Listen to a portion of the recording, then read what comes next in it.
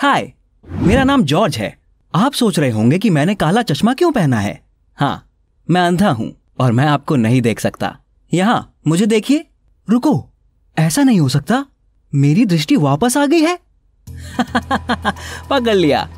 मैं अभी भी कुछ नहीं देख सकता, चारों तरफ अंधेरा है। मैंने अच्छा पकड़ा है ना? मैं काफी अच्छा मजाक करता हूँ। आप पूछ सकते हैं कि अंधा आदमी इतने अच्छे प्रैंक कैसे कर लेता है। तो सुनिए मेरी कहानी को और अंत में आपको पता चलेगा कि पागल चीजों का क्या अंजाम होता है। आपको सुनकर हैरानी होगी, पर मैं हमेशा से अंधा नहीं था। मैं सामान्य बच्चों की तरह तेज नजरों के साथ बड़ा हुआ। अगर सोचो तो इतना भी सामान्य नहीं। मैं काफी शरारती था और मेरी शरारतों के कारण हमेशा किसी मुसीबत में फंस जाता था। मेरे माता पिता और मेरी बहन जूली हमेशा मुझे पुलिस स्टेशन से उठाते थे, जहाँ मैं शरारत के कारण पहुँच जाता था। मैं मेरे पड़ोसी की बिल्ली को हरा रंग देता था और किसी के टायर का पंचर कर देता था। मैंने तब काफी शरारतें की। उस समय इसमें काफी मजा आता था। मुझे ये कभी महसूस नहीं हुआ कि इससे कितने लोगों को परेशानी होती होगी। एक क्रिसमस मैंने तय किया कि ऐसी आतिशबाजी करूंगा कि सब लोगों को मजा आ जाएगा। जितने ज्यादा पटाखे उतना मजेदार। बराबर। मैंने आंगन में रॉकेट और पटाखे इकट्ठे किए और उन्हें बांध दिया। सब चुपचाप हो रहा था ताकि सरप्राइज खराब ना हो सके। और फिर मैं उसे जलाने के लिए आगे बढ़ा। एक जोरदार धमाका हुआ और मैं दूर जा गिरा। हाँ, पूरी गली ने वो आतिशबाजी देखी। ये सच में देखने जैसी बात थी। कम से कम उन्होंने तो यही कहा था, क्योंकि मैं देख नहीं सकता था। उस तेज रोशनी ने मेरी आंखों को जला दिया था। मेरे माता पिता सदमे में थे और तबाह हो चुके थे। पटाखों से नहीं, पर डॉक्टर के कहने से। उसने उन्हें बताया कि मैं अंधा हो गया हूँ और मैं बड़ा होने तक कोई ठीक करने वाली सर्जरी नहीं कर सकते थे। मुझे मेरे माँ के रोने की आवाज आ रही थी। ये क्रिसमस पर मेरा गिफ्ट था जो मैंने अपने आप को दिया। मेरी जिंदगी बदल गई। मुझे चीजें दोबारा सीखनी पड़ी। बिस्तर ठीक करना, नहाना, खाना। मेरी प्यारी बहन जूली ने मेरी काफी मदद की। मैं उसका शुक्रगुजार हूँ। मेरे माता पिता ने मेरी हालत की वजह से मुझे स्पेशल स्कूल भेजा, उन बच्चों के साथ जिन्हें देखने में समस्या थी। कुछ साल पहले मेरी बहन कॉलेज के लिए न्यूयॉर्क चली गई। मैं अपने माता पिता के साथ ही था। एक दिन मेरे डॉक्टर ने हमें कॉल किया और कहा कि एक नई टेक्नोलॉजी आई है जिससे मेरी दृष्टि वापस आ सकती है। मेरे माता पिता बहुत उत्सुक हो गए और कुछ ही दिनों में मुझ पर सर्जरी की गई। मुझे नहीं पता था कि ये काम करेगा या नहीं, पर मैं सिर्फ उसे आजमाना चाहता था। जब मेरा एनेस्थीसिया उतर गया, डॉक्टर रूम में आए और कहा कि ऑपरेशन अच्छा हुआ है और मैं जल्द ही ठीक हो सकता हूँ। मैं और मेरे माता पिता खुशी से पागल हो रहे थे। कुछ दिनों के इलाज के बाद मेरी पट्टियां खोल दी गई। पहले सब कुछ धुंधला नजर आ रहा था, लेकिन एक हफ्ते बाद मेरी नजर वापस आ चुकी थी। मैंने देखा कि मेरे माता पिता मेरी चिंता करते हुए कितने बूढ़े हो चुके थे। आंगन का पेड़ बड़ा हो गया था और मुझ में कितने बदलाव आ चुके थे। सब कुछ अजीब और अच्छा लग रहा था। अगले दिन मेरे माता पिता ने मुझे न्यूयॉर्क में जूली के घर भेज दिया, उसे ये खुशखबरी सुनाने के लिए। मैं मेरी बहन को मिलने का इंतजार नहीं कर पा रहा था।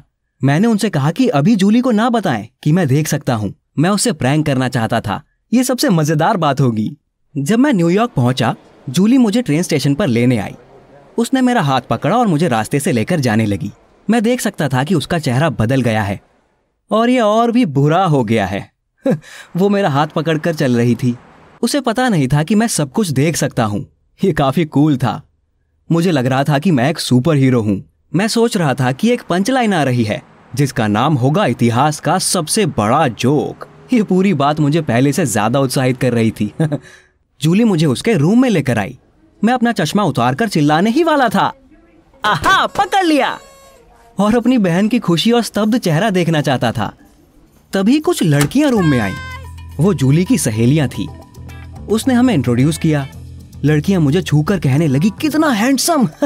अफसोस कि तुम अंधे हो। फिर एक अजीब बात हुई। मेरी बहन की सहेलियां कपड़े बदलने लगी। उन्हें शर्म नहीं आई क्योंकि वो सोच रही थी कि मैं देख नहीं सकता, पर मैंने सब कुछ देख लिया। ये मेरी जिंदगी की सबसे बढ़िया चीज थी। मैंने तय किया कि मैं जूली को नहीं बताऊंगा कि मेरी आंखें वापस आ चुकी हैं। ये सारी दुनिया का सबसे बढ़िया मजाक था। मेरी जिंदगी का जादुई समय शुरू हो चुका था। जूली मुझे कभी अकेला नहीं छोड़ती थी। वो मुझे हमेशा साथ रखती थी और क्योंकि वो हमेशा अपनी सहेलियों के साथ रहती थी, मैं भी लड़कियों से घिरा हुआ रहता था। मैं उनके लिए एक सॉफ्ट टॉय की तरह था। ये मुझे अच्छा लग रहा था। अच्छे से ज्यादा। मैं उनकी चीयरलीडिंग प्रैक्टिस में भी गया था और मैंने उनके शानदार करतब देखे। उसके बाद वो सभी नहाने चली गईं। मैं भी हिम्मत जुटाकर उनके साथ चला गया। मुझे यकीन था कि वो मुझे बाहर निकाल देंगे, पर उन्होंने वैसा नहीं किया। उन्होंने मुझे वहां बैठकर इंतजार करने को कहा। हाँ, तुम चिंता मत करो, मैं यहीं रुकता हूँ। मैं वहां बैठकर उन लड़कियों को अपने चश्मे के अंदर से देख रहा था और उन्हें पता भी नहीं चला कि मैं उन्हें देखकर खुशी से मुस्कुरा रहा हूँ। पर एक दिन मेरी ये परियों की कहानी खत्म हो गई। एक शाम जूली को हमारे माता पिता से कॉल आया और उन्होंने पूछा, तुम्हें जॉर्ज का सरप्राइज कैसा लगा? उसे कुछ समझ नहीं आया और फिर उन्होंने कहा कि मैं अभी देख सकता हूं। बाप रे, मैंने जूली को कभी इतने गुस्से में नहीं देखा था। वो मुझ पर चिल्ला रही थी कि तुम अपने परिवार पर ऐसी ट्रिक कैसे कर सकते हो। उसने पूछा कि मैंने इतने दिनों तक ये क्यों छुपा कर रखा था। मुझे मानना पड़ा कि मैं उसकी सुंदर सहेलियों से आंखें नहीं हटा पा रहा था। वह हंसी और मुझे गले लगा लिया और कहा कि तुम एक बुद्धू हो और तुम्हारा आना मुझे अच्छा लगा। तुम्हें जो देखना है देखो। मैंने जूली से कहा कि फिलहाल उसके दोस्तों को ना बताए और ये सीक्रेट ऐसे ही रहने दे। जूली बहुत हंसी और कहा, तुम छोटे शैतान हो, ठीक है, मैं तुम्हारा सीक्रेट बरकरार रखूंगी। तो मैं दोबारा मेरी बहन के दोस्तों के साथ घूमने लगा। हम साथ में वाटर पार्क, जिम और बीच पर भी गए। मैं उन्हें कहता था कि मुझे अकेले डर लगता है, इसीलिए वो मुझे हमेशा साथ रखते थे और मैं उन पर नजर रखता था। एक दिन हम सब पिकनिक पर गए। हमने वहाँ खाना, बीच टॉवल और फ्रिस्बी लाए थे, कुछ तेज खेलने के लिए। मैं एक अच्छा समय बिताने के इंतजार में था। उन सुंदर लड़कियों के साथ समय अच्छा जा रहा था। हमने एक खूबसूरत लॉन चुना और खेलने लग गए। लड़कियां फ्रिस्बी खेलने लगी। मैंने कहा कि मैं भी खेलना चाहता हूँ। मैं अंधा होने का नाटक कर रहा था और लॉन में भागते हुए लड़कियों से जानबूझकर टकरा जाता था। मुझे उन पर गिरना अच्छा लग रहा था और फिर मैं उनसे माफी मांग लेता था। उन्हें जरा भी शक नहीं था और वे हंसते हुए खेलना जारी रखती थी। मैं थोड़ा ज्यादा ही खेलने लग गया और मैंने ध्यान देना बंद कर दिया। अचानक मैंने एक पत्थर नहीं देखा। मैं उस पर फिसला और पेड़ पर जा गिरा।